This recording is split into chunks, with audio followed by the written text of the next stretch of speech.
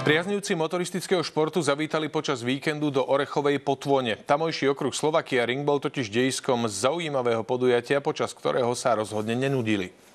Stredoeurópsky šampionát IMRC 2014, na ktorom sa predstavilo 180 jazdcov z 5 krajín, ponúkol motoristickým fajnšmekrom množstvo dramatických situácií, pekných súbojov, ale aj škaredo vyzerajúcich pádov. V premenlivom počasí sa našťastie žiaden z nich neskončil vážnejším zranením. V kráľovskej kubatúre superbajkov triumfoval počas oboch dní Čech Ján Halbich. Z našich jazdcov bol v sobotu najlepší Vlado Ruža. 5-násobný majster Slovenska prišiel do cieľa 4. Juraj Knežovič obsadil v nedeľu 5. miesto.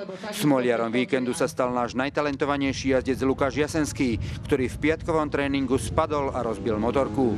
Pokazený stroj mu v sobotu odmietol poslušnosť a v nedeľu musel z pretekov odstúpiť. Tlmiče predné vôbec nefungujú, po tom páde boli poničené.